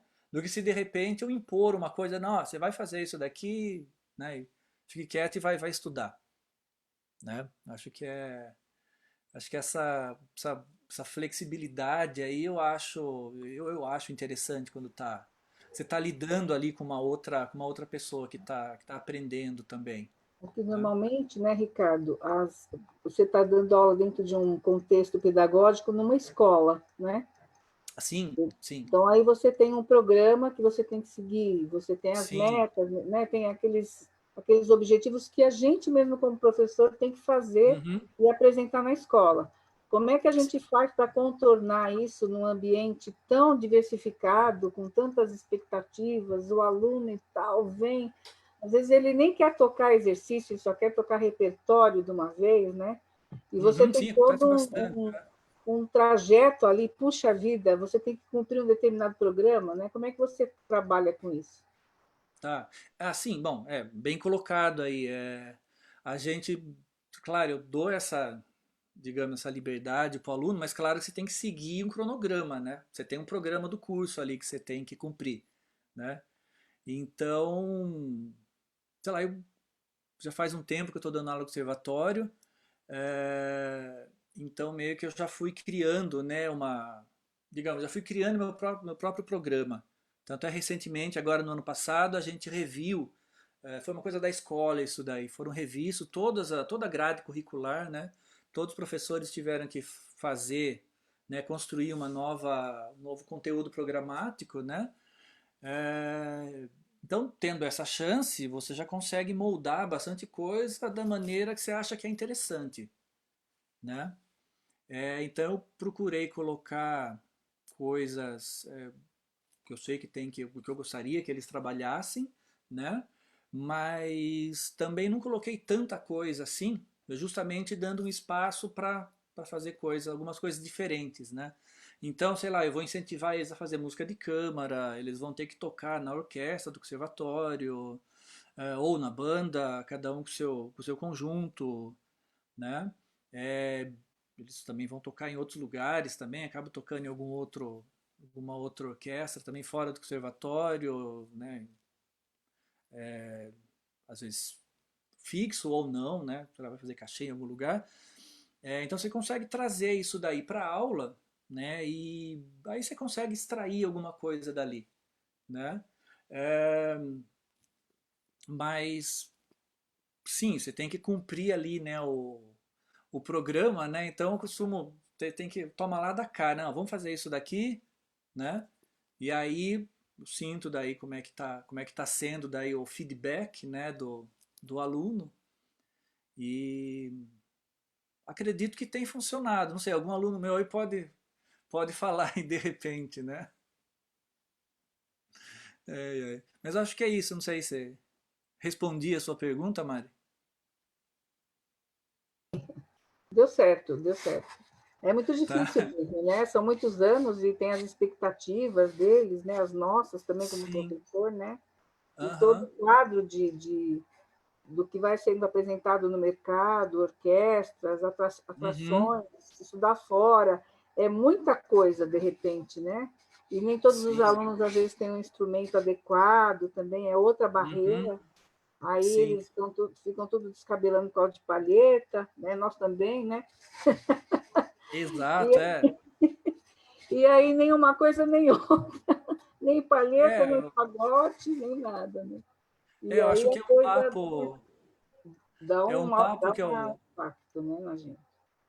é um Pode falar. papo que eu acabo sempre tendo com eles, que sempre vem essa pergunta, aí, vai abrir teste em tal lugar, você acha que eu devo fazer? Né? É, aí você tem que avaliar a situação, né? Às vezes eu falo, olha, acho que é melhor você ficar aqui mais um pouquinho, trabalhar é, justamente o que você, essa base, né? E aí você consegue fazer essa prova de uma forma mais tranquila, né? Tem aquela coisa também, vá fazer como experiência. Em alguns momentos até você pode falar, não, vai lá, faz, acho que vai ser legal para você, né? Mas acho que tem que orientar também quando realmente não vai ser legal, né? Aí você tem que ter esse papo daí com ele e falar, olha, você, né, tem várias coisas aí para desenvolver e não que é a sua última chance agora. De repente você se prepara agora, numa próxima você vai conseguir fazer de forma mais bem sucedida, né? Uma prova, sei lá, com uma orquestra, ou às vezes com uma outra escola, pode acontecer, né? Ou gente que quer sair do país também, né? É delicado assim você ir guiando esses passos, né? Mas eu acho que você dá o devido espaço, assim, eles também, obviamente, que vão se encaixando ali, né? Não fica totalmente a cargo do professor, né? A próxima pergunta é da Caterine. Sim, Caterine, Ei, Ricardo, tudo bem? tudo jóia. Olha, eu queria saber uma coisa. Você falou um pouco mais cedo na pergunta, sem ser anterior, adiante. Você estava falando de machucados e você disse que você nunca se machucou de maneira séria tocando fagote, né? Se eu entendi direito. Sim, sim, Eu sim. queria saber como é que você conseguiu isso, porque eu acho que são muitos de nós, assim, eu tive tendinite com 17 anos, depois eu tive Uhum. problemas seríssimos de coluna cervical e companhia, assim, teve Ah, um momento em 2015 que eu achei que eu tivesse que parar para sempre, eu achei que isso eu é bem nunca fosse chato, conseguir tocar mais. Uhum. Você tem algum tipo você faz algum tipo de prevenção no sentido de fazer exercício físico específico, tratamento de fisioterapia, acupuntura, essas coisas? Olha, hoje em dia eu faço bastante exercício físico, pelo menos 3 vezes por semana. Estou movimentando, né? Mas isso hoje em Uhum. dia, né? Uma questão que você vai chegando a uma certa idade assim. Então, há uns 10 anos atrás, assim, eu coloquei para mim, não, eu quero chegar bem nos meus 60, 70 anos, né? Sim. Então, já de uns anos para cá, eu já vim me policiando, fui tentando gostar mais da ideia, né, de estar sempre fazendo exercício físico, né? Uhum. Agora, lá atrás, né, que é justamente no período mais crítico, né, quando a gente pega o instrumento e aí chega naquela fase que você está mega empolgado para tocar e fica, sei lá, 10 horas com o instrumento na mão, né? Isso aí Uhum. acho que é a fase mais perigosa e que eu acredito que a gente acaba carregando isso para depois, né? A gente acaba talvez lesionando nessa época e aí, em algum momento, isso acaba aparecendo, né? Sim. Confesso que, assim, quando adolescente, assim, eu nunca fui, assim, muito esportivo. Andava muito de bicicleta, né? Minha vida aqui em Araçoiaba era bicicleta. Vai para a escola de bicicleta, tudo que precisava fazer era de bicicleta, né? Mas, ok, bicicleta está trabalhando talvez um pouco mais as pernas, né? Mas, Mas assim, em tem o termos cardiovascular que acaba sendo importante também, né? isso é verdade. Isso é verdade. Não é diretamente, mas ajuda. Uhum. Então, se eu for analisar como que era a minha vida na época, o exercício físico que eu fazia bastante mesmo era bicicleta. Às vezes botava o fagote nas costas e ia para algum lugar, né? Sim. Mas eu nunca, confesso que só anos depois que eu fui daí me deparar daí com colegas que estavam tendo problema com tendinite, LER, né? Mas assim, comigo nunca aconteceu de fato. Às vezes aconteceu de, por exemplo, estudar alguma coisa muito difícil, por exemplo, sei lá, fui começar a estudar o Zanguium, né? Que tem aquelas coisas tudo meio torta lá e foi uma situação assim que depois que eu estudei bastante assim eu fiquei sentindo um pouco o antebraço, né? Sim. Mas o que foi uma coisa bem pontual. Eu já percebi na hora, opa, tô fazendo alguma coisa errada aqui. Então, né? Talvez muito lá atrás, eu, sei lá, tive alguma, já cheguei a sentir alguma dor nas costas, né? Às vezes você está estudando e começa, né, a ficar numa postura meio estranha. Mas assim, comigo foi o máximo que aconteceu. Então, assim, eu nunca tive muita consciência nisso daí, né? Por isso que eu digo que foi até, Entendi. E sei aí, lá, pouco por sorte mesmo, que eu nunca tive nada. sei. Aí quando você já teve situações em que alunos te reportaram problemas de dor e de desconforto enquanto tocavam? Já, já. Aí tem alunos aí que você já Entendi. sabe, daí que o camarada tem isso daí, né? É, aí eles têm que se preocupar bastante daí com fisioterapia daí, né? Sei lá, o que eu recomendo daí nesses casos daí é buscar Uhum. alguma coisa de terapia para tentar remediar isso daí, porque até onde eu sei, você não consegue curar totalmente, né? Consegue Fica sim. sempre. Acontece? Acontece. Tá. Mas É porque. é um trabalho bem extenso mesmo, assim. Sim, sim. Eu procuro Fisioterapia, uma vez orientar que você daí. começa a fazer, senão você não para nunca mais, né? Então, Dependendo da você lesão. tem que estar sempre se movimentando daí, né? Sim, exato, Eu exato. procuro orientar daí quem eu vejo ao meu redor assim que está com isso, ó, vai fazer uma academia, passa num, no médico, né, no ortopedista, quem for, Uhum. daí.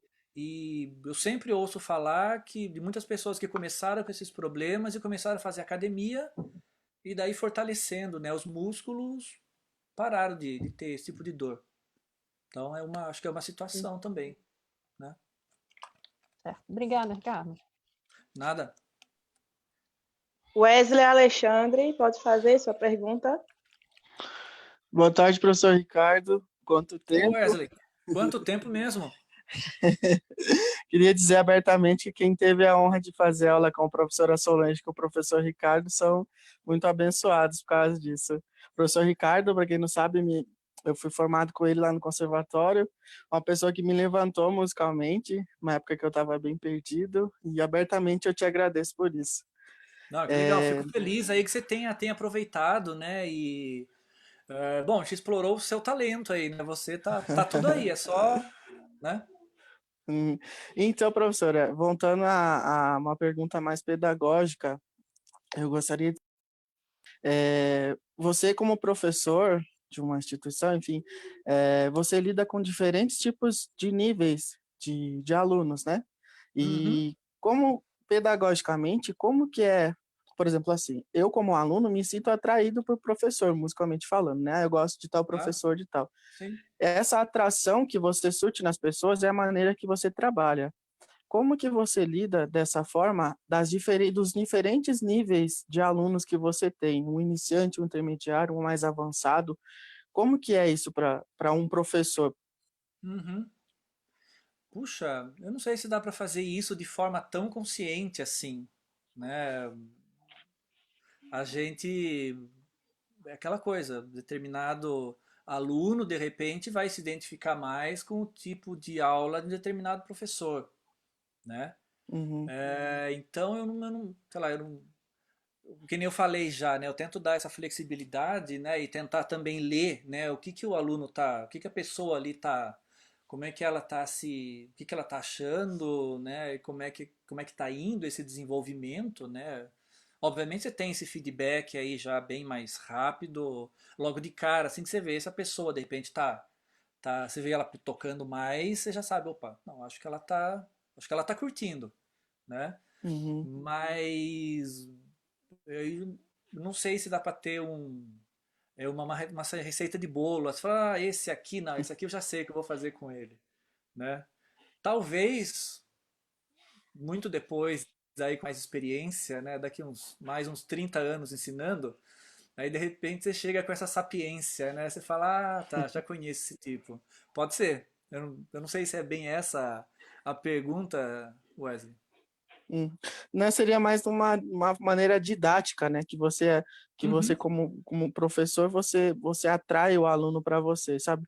Talvez, não sei, trabalhar com as dificuldades, como você vai trabalhar a dificuldade do aluno, né? Lidando com cada pessoa, que cada um é diferente, né? Sim, sim. Uhum, Você tem um pouco a ver com empatia isso daí, né? Acho que o professor tem que ser duro em muitos momentos, né? Mas ele tem que ter uma certa empatia também, né? Porque afinal de contas eu já estive nessa posição, assim, que eu também não sabia nada, né? Eu acho que a gente acaba também levando muitas das experiências que a gente teve como aluno, né?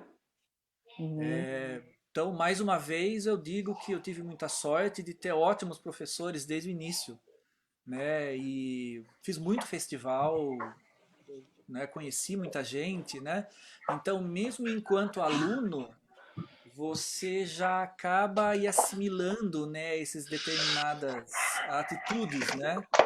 De, dos professores com quem você tem aula, né? Então, tanto é que você fala, pô, não, tem aula com aquele cara lá, é legal, né? De repente você não consegue verbalizar, mas você sabe que você gosta da aula dele por causa de tal coisa, né? sim, Então, talvez eu tenha criado com o tempo assim principalmente depois que você começa a dar aula, que você tem que se preocupar com isso daí, né?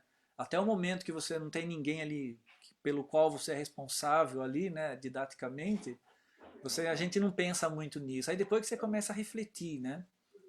Você fala uma coisa, dá uma informação, e aí você vê ali o feedback ali, se aquela informação que você deu teve um resultado ou não, né? Aí você já começa a ter sempre essa troca, e isso daí, claro, que vai te enriquecendo como professor, né? Então eu diria, então, tantas essas experiências anteriores como aluno, e obviamente daí as aulas que você começa a participar, a dar daí, que vai te formando como professor também. Não sei se é uhum. exatamente isso que você queria saber. Não, sim, claro, muito É um bom. negócio meio amplo, assim, é difícil, né, verbalizar totalmente Sim, isso daí. sim, é muita experiência. Eu acho que é basicamente isso, né? Da bagagem que você carrega durante toda a sua carreira, né? Sim, acho que vai ter uma interferência, assim, benéfica, né? Isso aí que vai te construir, né? Uhum. Muito obrigado, viu, professor? Nada, Wesley. E agora a próxima pergunta é do Marcos. Pode fazer, Marcos, a pergunta.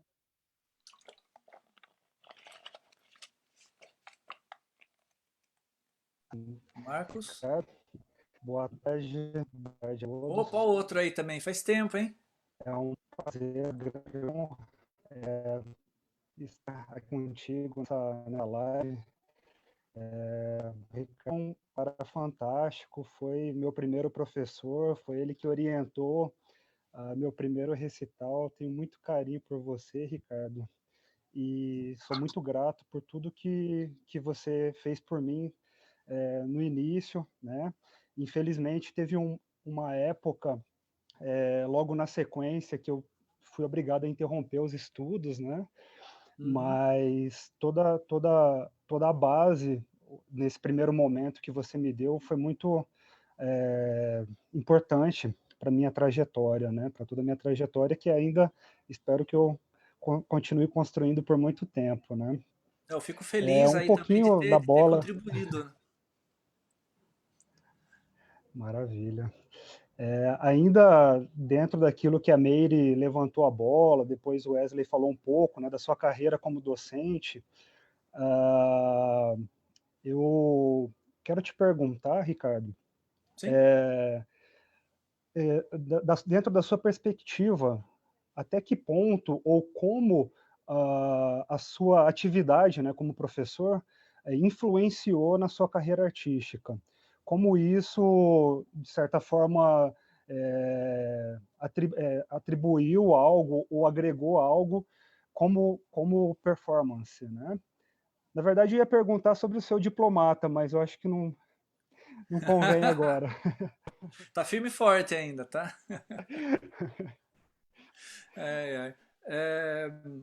Bom, não sei se eu entendi bem a pergunta, sim, mas a influência que ensinar tem na sua própria performance, né? Exatamente. Acho que já foi falado isso daí também em umas lives atrás e sempre é citado também, né? Que ensinar é uma forma de aprender, né? Umas lives atrás aí comentaram, né, que sei lá, você faz as coisas e às vezes você não sabe por como você está fazendo, né? Camarada, nossa, é um fantástico músico, mas na hora que ele tem que passar isso para alguém, é um pouco complicado você verbalizar isso daí às vezes, né? Como é que você vai explicar, né, uma coisa que de repente a pessoa faz intuitivamente, vamos dizer? Aí você vai explicar para a pessoa, né? Aí esbarra também ali na percepção de cada um. Tem gente que, sei lá, você pega, toca, assim a pessoa já consegue repetir isso daí, né? Mas, por outro lado, em pessoas que já não têm essa maneira, né, de aprender, sei lá, essa maneira mais auditiva, vamos dizer, né, de aprender, por um lado é um desafio para a gente, porque daí você vai ter que se pesquisar para conseguir verbalizar aquilo para outra pessoa e com a esperança que ela entenda da maneira que você acha que ela deveria entender, né? Então isso para a gente é super enriquecedor, porque você constantemente você está tendo que se analisar, né? Você fala, tem aluno que está problema no staccato. Aí você fala, tá, como é que eu faço staccato, né? Aí você já começa a desconstruir tudo, né? Então eu diria que essa desconstrução dos assuntos, e muitas vezes, ou sempre, né, é benéfico para a gente, né? Então, não sei se foi exatamente isso que você perguntou, né? Então, sim, eu acho que ensinar é super benéfico ali para o performer, né? É bem isso que eu esperava ouvir de você, né? Eu fui seu aluno numa época onde você era aluno do Fábio, que depois se tornou meu professor, né? E sempre vi você como um cara extremamente talentoso, né? Eu já comecei a estudar fagote já com uma idade mais avançada. E aí eu tinha sempre muita pressa, inclusive dentro do assunto que você colocou um pouco antes, lá de fazer festivais. Eu não sei se você se recorda, mas o primeiro festival que eu fiz, eu também cometi uma loucura, que hoje eu entendo que era uma loucura, mas eu não te obedeci, fui lá, fiz o teste, eu não sei se dei a sorte, acho que foi bom para mim, né? Mas acabei A gente aprende passando também, né? para fazer o festival e tive o contato e me ajudou, contribuiu bastante para mim, né? Principalmente porque Uhum. eu não sei se era só naquela época, mas acredito até que um pouco ainda, muito acelerado, querendo correr atrás do tempo perdido, né? Ou Eu querendo lembro, eu chegar lembro. logo. Acho que eu não perdi muito disso ainda, né? Mas ainda estou firme aí na batalha, né? Hoje também nessa função que você estava naquele momento, né? Uhum. Porque eu hoje estou em Brasília e aí surgiu a oportunidade de ser professor na Escola de Música de Brasília, né? Legal. Onde eu oriento alunos mais iniciantes e também alunos que já são mais avançados, que têm esse interesse de profissionalização, né? Legal. Então, é um assunto que sempre me interessa muito, né? Como lidar, né? Como passar, transmitir o conhecimento ou como Uhum. fazer com que aquilo seja benéfico para o aluno. Muitas vezes a gente vê um professor que motiva, né, o aluno, né? E eu tive a sorte de ter um professor que desde o início me motivou, porque você sempre foi um cara muito aplicado, não só como fagotista, mas como professor também, de se interessar, de ir atrás, de perguntar, de contribuir com o aluno nas várias Uhum. panes, né, que se tinha no decorrer do caminho, né? Sou extremamente grato a você, obrigado aí pela sua resposta. Sempre muito feliz aí de acompanhar a sua carreira, mesmo que não tão de perto, né? As várias vezes que eu tive a oportunidade de te ver tocando, o seu crescimento depois que você voltou, né? Da Europa, depois da sua temporada lá. Sou seu fã, muito obrigado aí e sucesso. Eu fico super feliz de ouvir isso daí. Esse é um outro lado super legal de dar aula, é que você vê, se você poder sentir assim que você contribuiu de alguma forma, né, com a vida das pessoas. Acho que isso é bastante gratificante. Acho que isso é uma das coisas que acaba motivando, né, a gente a seguir, né, nessa jornada aí, né? Fico feliz, obrigado. Ricardo, agora eu queria Sim. continuar nessa linha sobre docência. Quando você estava conversando com o Wesley, você mencionou sobre descentralizar o ensino de fagote, né? E Uhum. aí eu queria perguntar sobre quais os maiores cuidados e os pontos que têm que ser focados em relação ao estudo de fagote quando não temos um professor presencial. É uma pergunta difícil essa daí, viu? Puxa,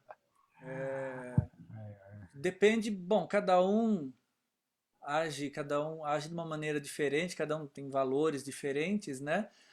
Uma situação ideal é aquela pessoa que, por qual razão não consegue ter acesso a um professor regularmente, mas uma pessoa que seja curiosa, né?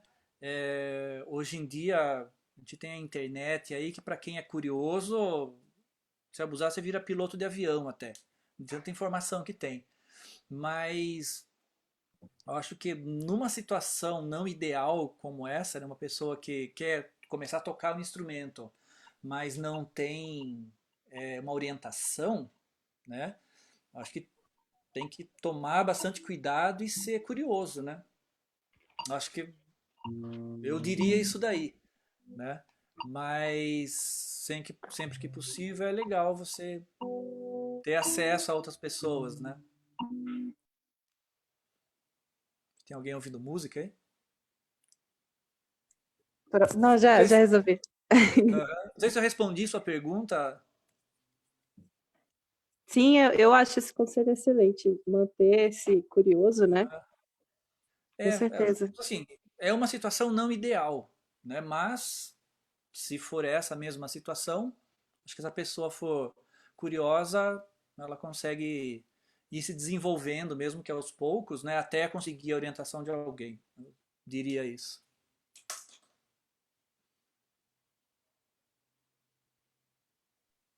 Bruna? Voltei, gente, estou acompanhada. Voltou com reforços agora. A última pergunta agora, Ricardo, para a gente encerrar. A pergunta é o seguinte: qual é a sua perspectiva para o meio musical após pandemia? Puxa, eu acho difícil dizer isso daí, viu? É, a única coisa com certeza que eu posso dizer é que, apesar de todas essas incertezas que a gente está passando, a gente conseguiu se unir aqui. Estamos tendo essas semanas maravilhosas aí, conversando e conhecendo músicos, cada um com a sua trajetória, aí em tudo isso, aí, muitos conhecimentos, né? Esse daí seria o lado positivo. Agora, traçar um palpite aí, sinceramente, eu não consigo. Eu só espero que a gente, assim, numa visão otimista, né, a gente consiga integrar essas ferramentas que a gente está descobrindo agora e consiga enriquecer o nosso meio musical de amanhã, né? A gente não sabe o que vem pela frente. Daqui a pouco essa loucura está passando, mas quem garante que não vem mais coisas parecidas mais para frente, né? Tem todo esse dano econômico, né, que foi feito no mundo, né? E estamos todo mundo na mesma expectativa, né? Então, assim, eu prefiro não opinar nessa questão aí. Só fica aqui o meu otimismo aqui de que a gente vai passar por essa talvez um pouco mais sábio. Ok, eu disse que era a última pergunta, mas apareceu mais um aqui, eu tenho que encerrar. Do Sem Carlos problema. Bertão. Pode fazer, Carlos. Oi, Ricardo, tudo bem? Prazer te escutar Joia? aí. Eu queria te fazer uma pergunta, não tão sobre o fagote em si, mas eu queria te perguntar como você está em duas instituições bastante importantes que são do interior do Brasil, são fora dos grandes centros. A gente falou bastante sobre Tatuí, você expôs muito bem os desafios e as questões da docência, mas eu queria pontuar a questão de você estar numa orquestra que, além de ter tido fagotistas que a gente acabou de ouvir nas últimas semanas, né, o Benjamin, o Afonso, que já passaram por aí, o Paulo Juste, gente muito tradicional que fez uma carreira muito bonita, e você está representando essa tradição. É uma orquestra que tem um papel muito sui generis, né, dentro das orquestras brasileiras, porque é a orquestra da cidade do Carlos Gomes, que durante muito tempo foi o grande músico brasileiro, de cabeça erguida, mostrando a sua cultura, né? E vocês têm uma história muito grande de gravações em LP, em CD, e hoje em dia, salvo ignorância da minha parte, não é mais tanto o caso. Vocês estão numa época de menos Vacas magras. gravações institucionais, mas vocês têm um papel muito importante, né? São entre meios dessa história, né? E como é que você vê essa função tanto de ser uma orquestra no interior, de ter uma responsabilidade com a comunidade de Campinas e dessa região do estado de São Paulo, e a responsabilidade com o repertório de gravações? Acho que travou. Eu tava cortando bastante, não consegui pegar muita coisa da sua pergunta. Desculpa. Desculpa.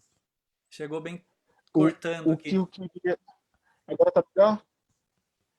Tô te ouvindo. Eu vi que você ficou congelado, eu falei, minha conexão tá ruim. Tá. E aí, o que vocês têm em relação à prerrogativa de ser a orquestra da cidade do Carlos Gomes, que é um compositor tão importante? Bom, acho que isso é uma consciência assim coletiva da orquestra. Todo mundo tem esse sentimento assim de ser embaixadores, né, do Carlos Gomes, né, no Brasil para o mundo, isso daí, né? as próprias gestões anteriores também da orquestra cada vez mais têm colocado, né, mostrado realmente, né, o Carlos Gomes. Assim como boa parte do repertório brasileiro, a gente sofre com as edições das músicas. Então é um pouco difícil, às vezes, de ficar fazendo muitas coisas dele, justamente por acesso a material, né? Tem muitos materiais que a gente usa em Campinas que ainda é aquele manual, aquele material manuscrito, às vezes que já é cópia da cópia, já está cheio eh, de coisa escrita já, né? Então tem algumas coisas mais, digamos, as coisas mais famosas, que já tem uma edição melhor, né? Mas aí tem muitas outras coisas que a gente acaba penando disso daí, né? Mas a orquestra tem acho que uma prerrogativa da orquestra é justamente de mostrar cada vez mais, né, a música de Carlos Gomes, né? Há uns anos atrás foi feita uma ópera dele, a Joana de Flandres, foi feito inteiro, foi uns 3 ou 4 anos atrás, eu acho. No ano passado a gente fez o Guarani, né? Existe também na montagem da temporada também, sempre tem esse cuidado de estar sempre colocando bastante, sempre que possível, né, ali para compor, né, o programa, colocar peças, né, do Carlos Gomes, né, então existe sim uma intenção bastante grande da orquestra de mostrar, né, cada vez mais esse material, né? Tem aquelas coisas que todo mundo já conhece, né? A protofonia do Carlos Gomes, a abertura da Fosca e, né? Mas assim, ele tem muito mais coisas. Tem um repertório assim bem grande, né? O desafio é justamente conseguir mostrar isso daí, né? Isso aí é bastante é o nosso desafio lá, né? Mas assim como outros, né? E todas as orquestras também, cada um com seu desafio, né? A gente carrega essa responsabilidade. Eu não sei se eu respondi a pergunta. Aparentemente ele caiu também aqui. Eu acho que respondeu sim. Eu acho que foi a internet dele, mas eu acho que deu certo sim. Uhum. Ricardo, antes da gente encerrar e eu fazer os agradecimentos, eu vou pedir para a Vivian passar para vocês os avisos de hoje, tá bom, pessoal? Bom, gente, como sempre, essas lives estão acontecendo em parceria com a Associação Brasileira de Palhetas Duplas. E, por favor, gente, segue a gente no Facebook, no Instagram e no YouTube. A Bruna está colocando agora na tela para vocês verem a programação, que ela acabou de enviar no grupo do WhatsApp também. Ah, legal. E esse mês, por enquanto, nós temos os confirmados. Harry Schweizer, no dia 15, sexta-feira. Stephanie Levesque, no dia 17. No dia 19, Ricardo Rapopó. Vamos ver. Ouvi falar que pode ser uma live sobre fagotes históricos, hein? Vamos ver. Vai ser legal, hein? Vai ser legal. No dia 21, Fraser Jackson. No dia 22, Mathieu Lussier. No dia 23, Ariane Petri. 26, Marcos Faquin. E dia 30, Raquel Carneiro. Tem uma janela aí, né, no 26 a 30, que a gente ainda está entrando em contato com os convidados, tá bom? É isso, gente. Muito obrigada.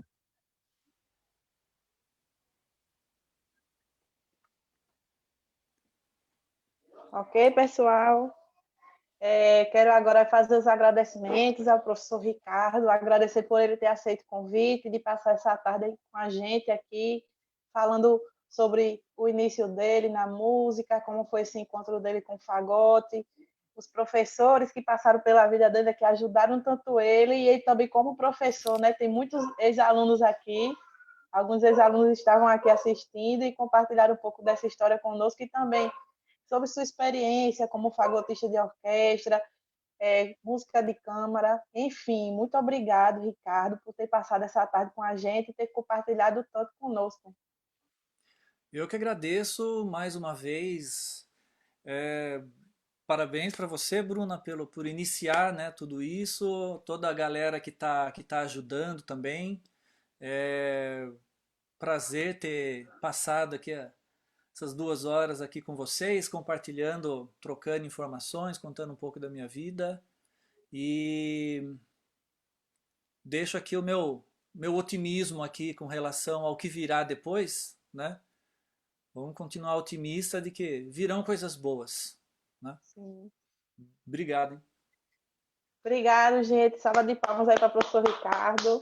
Parabéns, Ricardo, pela aula. Bravo, bravo. Parabéns pela live. Parabéns, professor Ricardo. Parabéns. Parabéns. Parabéns. Ricardo. Obrigado. Legal estarem aqui. Parabéns, professor. Valeu. Parabéns, gente. Bruna, desculpe o atraso. Oi, Paulo. Marcílio, meu abraço. Meu querido